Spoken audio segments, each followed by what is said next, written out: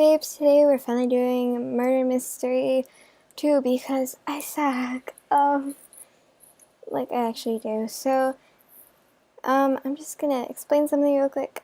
Last time we had a background, oh my gosh, what did I do? Okay, last time we had a background of a Grayson-like background with Ruby. Well, I actually made the characters now, and this is Jessa. I think she looks pretty cool, right? Yeah. So, now on to the actual episode. Last episode we had things in Ruby's point of view, and now they're going to be more in just like a narrator point of view, so like not any of my characters, just me, you. And I'm going to do a little recap. So, last episode Ruby snuck out, but though her parents are gone, she just like felt wrong doing it anyway. It's actually against the city law that they live in because of the whole situation, which if you didn't see the last episode or you just don't know, it's that the town she lives in, people keep going missing or are being murdered by the day and by weeks, and it's been happening for like over a year now.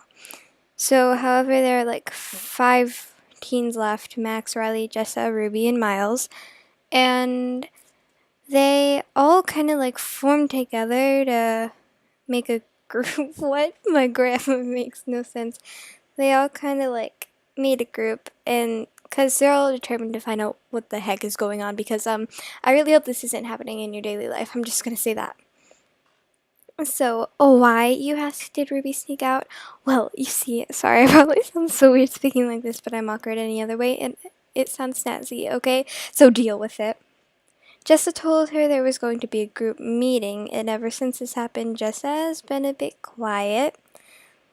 They all finally meet though, and this is because Riley called the group, saying she found Ruby dead. Yikes! Max's eyes got dim, and he got mad. Dang it, guys, we have to discuss more theories or talk to people. The government! Max said with a weird feeling of both a cry and aggressiveness.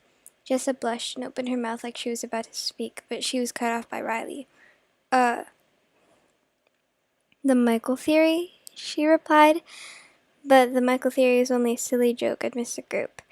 Which wasn't really a joke because it wasn't funny and it could have been true. It's possible, but is it plausible? Ha! Jokes! I'll leave now. Miles cuts in randomly. No, Riley, that's stupid. You know that, he said. Jessa finally got the courage to speak after that. I know something. Everybody ran up to her and did something to touch her. Max touched her face. Riley touched her shoulder. Little Miles felt awkward, though, so we only touched her hair for a split second. Tell us, basically all of them said rather loudly. And before Jessa knew it, she was leading the rest of the group, holding a flashlight in her left hand and possibly having a tear slide down her eye.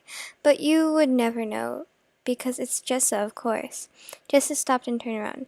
I'm leading you to my parents' house. Please don't touch anything in there. Got it?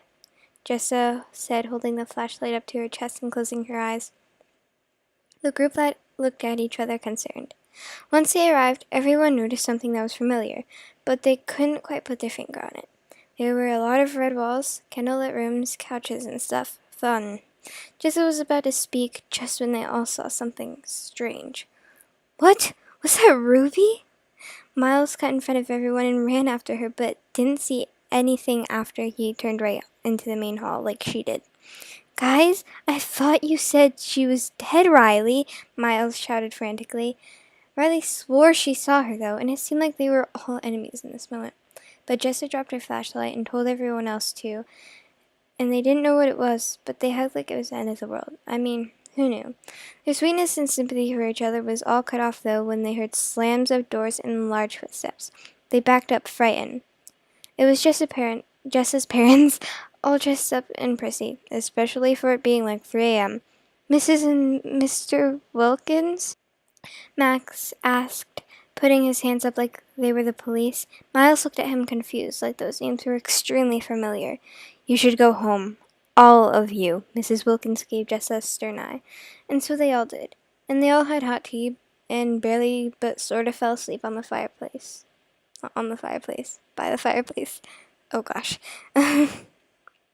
But if you look closely, Miles was crying at the window, because though things weren't as bad as they could have been in that situation, they were still extremely bad. and this situation was cracked so much they weren't even sure they could mend it. Okay, yeesh. So that's it, dang. I feel like this series so far, I'm happy with it, but like seriously, dang. Thank you for watching, and bye my babes. I love you. Okay, so I'm gonna take this time to kind of explain things. I'm really sorry that like videos have been like really late lately. I keep saying really, that's embarrassing. But I've been busy with school and I worked out a schedule for November, so I shouldn't miss a video. Thank God. Um, but I'm gonna take like the end of October to like get all these videos up, and I hope you don't mind that, cause obviously it's gonna be like really messy, but I hope you guys can bear with me, and thank you all for everything. I love you. Bye.